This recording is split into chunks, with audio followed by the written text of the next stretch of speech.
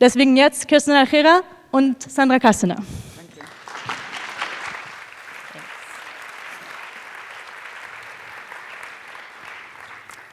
Thank you very much, Katja. I didn't understand everything you said, but it sounded quite good, I think.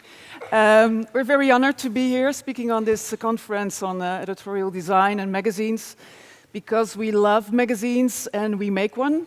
MacGuffin magazine, you see it here, it's design and crafts biannual, so every 6 months we make one, and it's quite young. We've only made 2 issues until now. And it's always taking an object and explores the manifold stories that this object generates.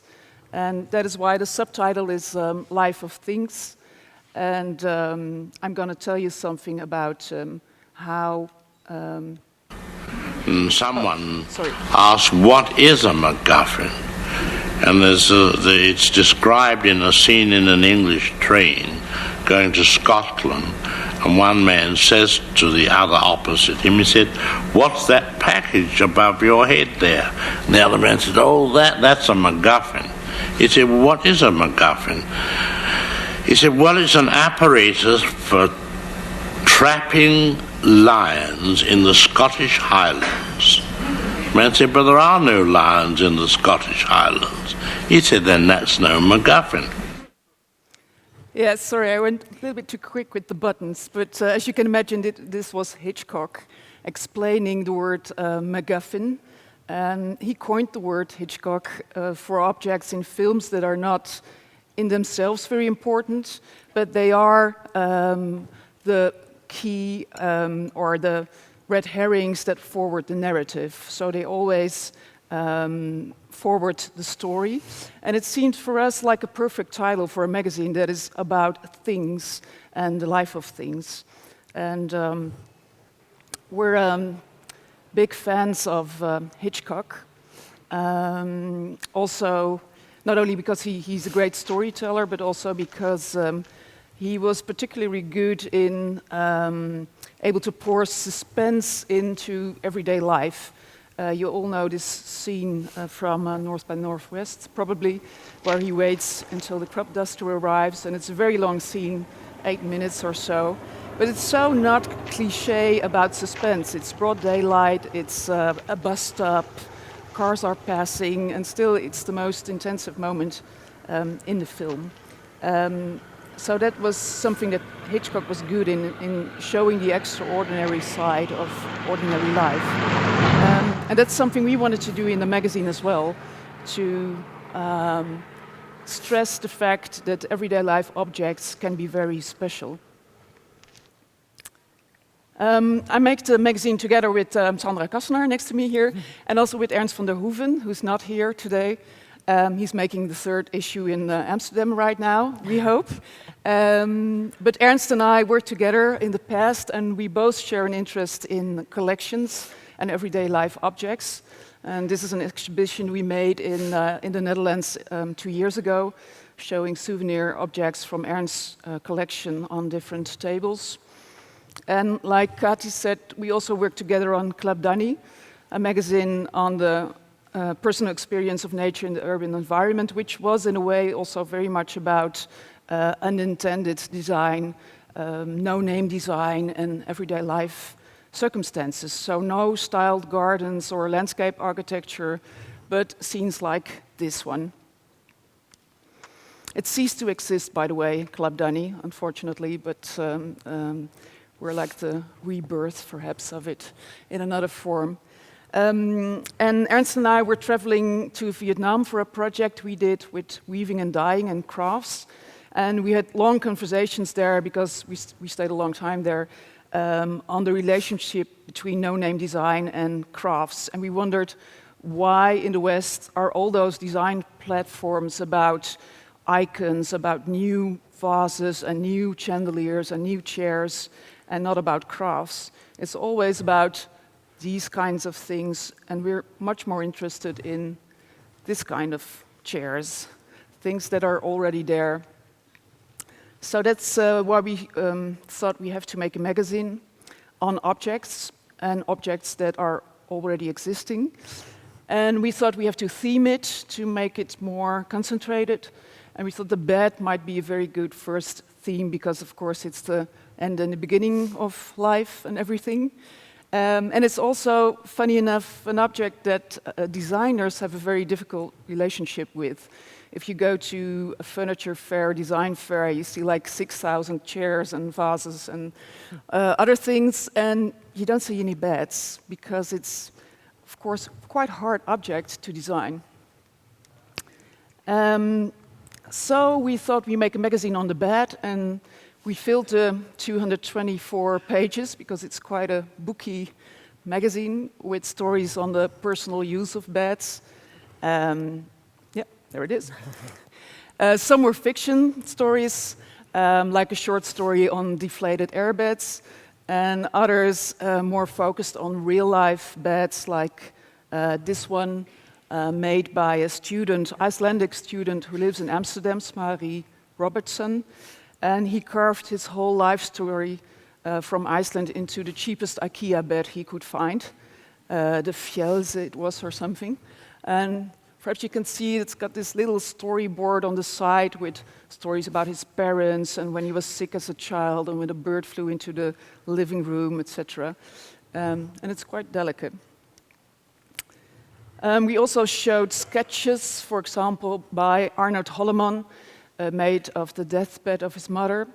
But we also researched what Airbnb is doing to our bedrooms and how designers never buy beds, but make beds themselves, like this one by Vicky Somers, Dutch designer, or this futon bed in the living room of designer Bart Gorter, which is, of course, quite unintended design. And we also found in a second-hand book a wonderful collection of bird beds in the Hunterian Museum in Glasgow, where more than 2,000 nests are being collected and are never shown. So we thought we have to make a sort of stage for these little beds that are so wonderful, like the right one, which is of a bird, the long-tailed tit, that breeds very early in season. It's got this cute little sleeping bag with feathers on the inside, which we love. And of course, we're also here to talk about the design, so I get a little bit over there. From the start, we had the idea that we had to make the magazine in a very tight cooperation with a graphic designer. So somebody with a love, like we had, for tactility and for typography, but also someone who understands the surprise element of, for example, Nest magazine, which is one of our big inspiration. I don't know if you know it, but it's an interior magazine from the 90s, which was quite crazy in a way and had different layouts and covers every month, so to speak. And somebody also who, like you see in the cover and on the title pages, is interested in crafts and personal stories. So we were very happy to meet Sandra Kassenaar. We met her through a mutual friend of ours, Veronica Ditting, who's the designer of Gentlewoman. And we loved Sandra from the start. And that's quite important, as you all know. You really have to love your graphic designer as an editor-in-chief. So here she is. Yeah. Hello. Thanks. You have to love your editors as well, by the way. Now, we're actually with a very small team, so it's basically two editors, two main editors. Then there's a third editor who's Chris Kabel. He's a bit more from the sideline, and I'm the only graphic designer, and we have one text editor. That's basically our team, so it's quite small. So I think we all have to like each other to be able to make this go to print within the month that we have usually to produce the magazine. So when we started thinking about the formal translation of the fundamental ideas of MacGuffin, one of the first people that came to mind for me was Joseph Churchward. He's a type designer from New Zealand who designed Churchward's news type, which is the font that we use for our title pages and for the body copy. Oh no. Joseph, who is drawing the typeface, we use news type, actually here on the top left. He completed over 600 typefaces, and they're all drawn by hand, which is a craft that is, maybe already died out or slowly disappearing at least. And with the advent of desktop publishing, so when the computer came to New Zealand, he kind of stated that he didn't see a future for the computer. And that was, maybe his mistake. And he's quite old-fashioned, so he was quite stubborn about it as well, and kept on working by hand, which meant that only a few of his typefaces are digitized, unfortunately, because he makes the most amazing letter forms, and he went bankrupt a few times. And the only piece of electrical equipment in his studio is actually a photocopier. And he often wrote on the bottom of his sketches, hand lettering is superior. And I think his letter forms and his hand, in a way, they fit with MacGuffin, because every typeface that Joseph Churchward drew has a biographical element to it. For instance, he named a lot of his typefaces after his daughters. He's got quite a few. These are 3 of them: Georgina, Lorena, Marisha, and Mariana. And about Mariana, he said, I called it Mariana because she was fat in those days, and it was a fat design. Poor Mariana. Yeah, she's lovely. So for the identity, the visualization of the life of things, I was searching for a way to literally employ the hand of the editors. And because Kirsten has the best handwriting out of all of us, I made her write the word MacGuffin over and over again. Yeah. And over again. And over again. Capital G, lowercase g. It's like 3,000. Yeah. Yeah, this is only a tiny part. And simultaneously, I also wanted to come up with like a cover policy that would make the magazine sort of an object in itself, and also provide a big part of the identity of the magazine. So the cover would literally be a bed, or literally be a window, or a table, or anything. And in this case, it was with pillows and a duvet cover. And here you can see some very first sketches, for some collages that I made in search for sort of our identity. And the cover demanded a long selection process. So Kirsten, Ernst, and I sat together behind my computer, and we tried so many images, really ranging from the very well-known, like Yoko and John image, to like a film still from Goldfinger from James Bond, or like a Vivian Sasse, much more in fashion world photographs. And none of them really worked, I felt, and like too busy, and yeah. So finally we decided for this Jürgen Teller photo on the left, which is the photographer himself on a bed with Charlotte Rampling, the actress. And we proudly showed it to one of our distributors, ID Books in Amsterdam, and he told us that with this visible pubic hair, we would not be able to sell any copies in Asia. So we thought, oh God, okay. So luckily we knew that the picture also existed with pants on the right. Yeah, but I was still actually not completely happy with the cover yet, so we were actually going to print at this point. So very last minute, we changed it. No, not into this, actually. It's just a slide in between. Very last minute, we changed it in the train to the printer to a big written M. Much more of a bigger gesture, in a way. And it reminded us a little bit of this Belgian comic, Le Marc Jaune, from the 1950s. So this is what the cover finally ended up looking like. And then actually, you're taking over again. I'm great. Yeah. Just going to say We're something really more about the design. Yeah, as you can see. Am I? Yeah, recording. Yeah. So yeah, this is what it. And we were very happy with it because, of course, the word MacGuffin is way too long to use in your logo, and the M is so much more powerful and good to animate, etc. So we were happy with that, and it went really well with the first issue. It was sold out, but then of course we're a magazine, so biannual. We have to make another one again, and the dreadful number 2, what to do with it. And we talked a lot about the theme we wanted to do, and finally decided to choose an object that is not on the list of obvious furniture items like cabinets and chairs and tables, and is a little bit more challenging. So the next theme was the window. And it's interesting because it's as much a physical object as the bed, but in the meantime, it's also very often overlooked or just considered to be a frame, a view on something else, etc. And we started with a research for an article that is very much about physical windows.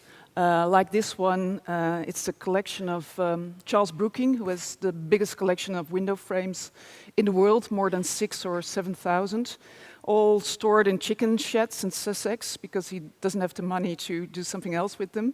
And it's an amazing collection with windows from Buckingham Palace, St. Paul's Cathedral, and it's just there in this damp and miserable shed. And we thought we have to get some attention for him. So we decided to start an issue on the window. And of course we went through the same process of, okay, the cover, what shall we do? And we had all sorts of associations and nice photos. Wolfgang Tillmans offered us a photo in the middle on the left. And he also offered us this photo. And we were really honored by that. And Sandra made a mock-up. And we showed it to some friends of ours who were actually the editor and the designer of Fantastic Men. And they said, well, this is the best option by far. This is such a great cover. And we went home and we weren't convinced at all because we thought, yeah, of course, they think it's fantastic because it's a Fantastic Man cover. It's not at all a MacGuffin cover on the life of things. So I had to call Wolfgang Tillmans off, which was like the worst thing I had to do in this whole year, I think. And finally, we found the right image, which is here on the left. It's a picture of a window at the sanatorium in Davos, where Thomas Mann wrote his Zauberberg, situated his Zauberberg. And we really loved the Life of Things image of it, with a little clothes hanger in the corner. So, like in the first issue, I'm not sure if I have my mic still. Yeah. We tried to describe and visualize this theme from as many perspectives and angles as possible. So, for example, we did a story on window phobia by Douglas Copeland, which was a horror story in a way. But there were also window cleaning tools presented as a sort of jewelry. There was an article on tragedy windows from Syria and Yemen that are nearly non-existent because of all the war, of course, that is going on over there. This is an alabaster window. It is used in Yemen. And as the last chapter on windows, we dedicated a section to the window as a stage for curtains and plants, like these green curtains we found in Amsterdam, windows overgrown with plants, and often after the plants are quite interesting inhabitants of the houses, like a Catholic missionary that got all his plants from New Guinea, where he was a missionary. And then he started to spread all the cuttings from the plants in Amsterdam, like a sort of Bibles. Yeah, some quite strange people. And apart from the inhabitants, it was also not easy to make these photos of green curtains. And actually, we were pleased by that because it was something we learned from Hitchcock as well, that it takes a lot of concentration and preparation to visualize something that looks loose and intended in the end. And that's something that Hitchcock knew all too well. This is one of his drawings These are the 60 camera positions that he used in the North by Northwest scene I showed you earlier.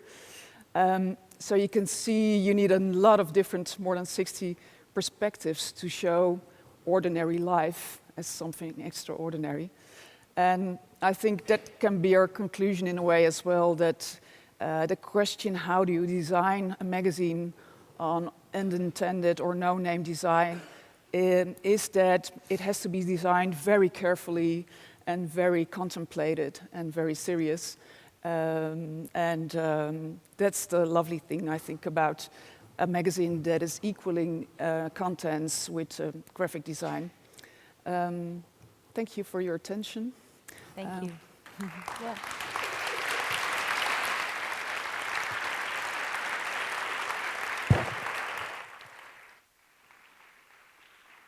Thank you very much. I'm going to come over here. I love that thing at the end about the huge amount of preparation that goes into doing something that just seems everyday and normal. Because one of the things that really struck me about MacGuffin when it came out is that it landed and just seemed like this complete thing that was fully realized and achieved. And it wasn't like kind of a first issue that was halfway there and then. Is that how it felt to you? Did you feel like this is the thing, we've done this? Well, yeah, well, that's very hard to say. Of course, we're very pleased, but I think we're still in the process of developing, and also we want to be every issue to be something else in a way, because the subjects are so different. And like the next issue, we will be devoted to the rope. I don't know the word in German, but het touw, it is in Dutch. And that needs something completely different than an abstract theme like the window. So, yeah, I hope it will be even better than the first two ones. I guess that's always the aim, isn't it? Yeah. Next one. Next one. That was excellent. Thank you very much. Thank Cheers. you for your attention.